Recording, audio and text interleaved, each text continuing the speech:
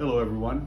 We are tonight going to be in chapters 13, 14, and 15, and we're going to see all of the problems that David caused because of his relationship with Bathsheba begin to play out. His family is about to disintegrate. And the very first event is one of his sons, Amnon, and another daughter, Tamar. Amnon was from one wife of David's, and Tamar and Absalom were from another. And Amnon is desperately in love with Tamar, and he wants to take her. Unfortunately, he doesn't want to take her as his wife. He just wants her. And so he puts a plot together to trick her. She comes in. He tries to attack her. She says, "The king will let me be your wife." She offers herself to him as his wife, but he doesn't want to wait. He doesn't want the king's blessing. He just wants her right now. He takes her. And then immediately, his hatred for her was greater than the love he had had for her, and he sends her away. And she tears her coat and puts ashes on her head and locks the door behind her and creates a big problem. Absalom doesn't like this at all. David's furious when he hears about it, but he doesn't do anything about it. And I don't know if you remember, but back in Genesis, when we're reading about Jacob and his daughter Dinah and the local folk, Shechem, raped Dinah, and it made everybody mad.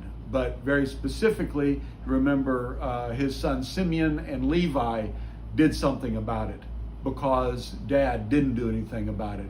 Well, according to this story, 2 years go by, and although David was very furious, he apparently didn't do anything, certainly didn't do anything negative to Amnon.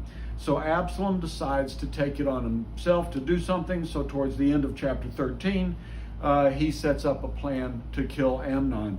That upsets David to the point that he banishes Absalom. And Joab goes into him in chapter 14 and says, "David, you can't do this. You need to bring him back."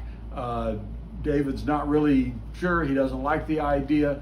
Joab finds a woman from Tekoa to come down and play out another parable with him, very similar to the one that Nathan did to explain to David what he had done wrong with Bathsheba. And he comes to realize that he should be bringing Absalom back. He allows Joab to go get him and brings him back. Chapter 15 then, Absalom hasn't forgotten anything. Absalom still is upset because of what Amnon did to his sister. He's still upset because his dad didn't do anything about it. And so he goes through a series of events setting up to take over the kingdom from David. And you will notice that he has things that he does to endear himself to the people of Israel. And he's successful in doing it. You'll also see that name Ahithophel show up again. So as you go through this chapter, look at how Ahithophel turns on David, even though he's one of his trusted advisors, and look at the way David is playing intrigue with what he does with some of his folks, going back and forth. Some pretending to be friends of Absalom, some just going back to their jobs in Jerusalem. So anyway, interesting reading. Please enjoy. I will talk to you again tomorrow. Have a great evening.